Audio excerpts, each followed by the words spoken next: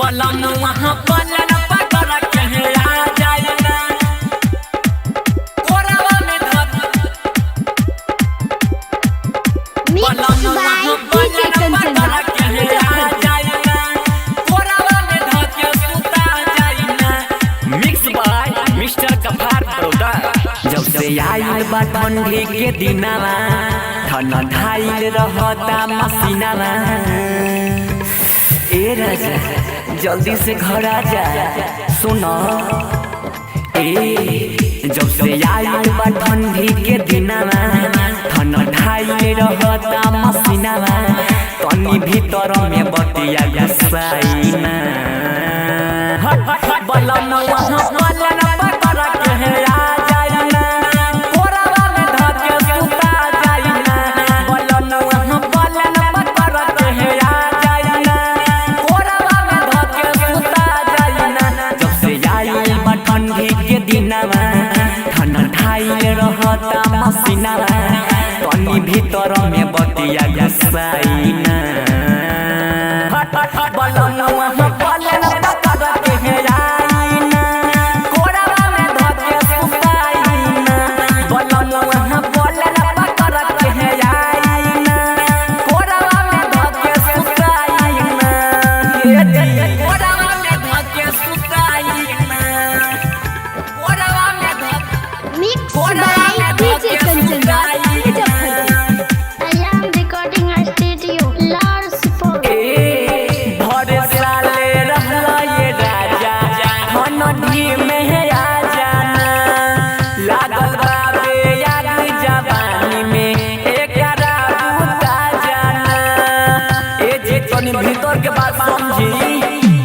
भरे ठंडी रहला ये राजा जरवा में आ जाना। लागल बाबे याद जवानी में एकरा बुता जाना। बाली पिया पिया कही के पुकारे रोज रहिया लागे ले निहारे। ए राजा सुनो। बाली पिया पिया कही के पुकारे रोज रहिया लागे ले निहारे। तनी भीतर में आके समाइना बलन वहाँ बलन पकड़ के आइना कोरावा में धर के सुताइना। बलन वहाँ बलन पकड़ के आइना कोरावा में धर के सुताइना।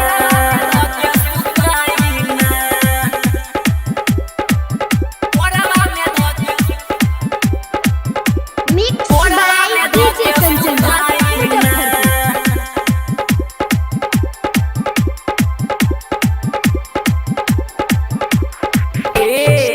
बानी नाया नहीं हरिये राजा देता नहीं ध्यान हो। एकता में चढ़ल जवानी हो खता जियान हो खता जियान हो। बानी नाया नहीं हरिये राजा देता नहीं ध्यान हो। एकता में चढ़ल जवानी हो खता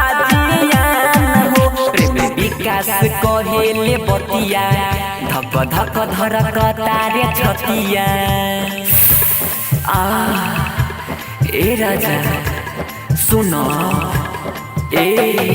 प्रेमी विकास कहेले बतिया धक धक धरक तारे छतिया। तनी भीतर में बतिया घसाइना बलन वहाँ बलन पकड़ के आ जाइना कोरावा में धर के सुता जाइना। बलन वहाँ बलन पकड़ के आ जाइना कोरावा में धर के सुता जाइना। जब से चढ़ल बा ठंडी के दिनवा ठंडा ढाइल रहता मसीनावा। तनी भीतर में बतिया घसाइना बलन वहाँ बलन पकड़ के आ जाइना कोरावा में धर के सुता जाइना। बलन वहाँ बलन पकड़ के आ जाइना कोरावा में धर के सुता जाइना। हे मर्दा आयाम recording studio Studio, Lars Support.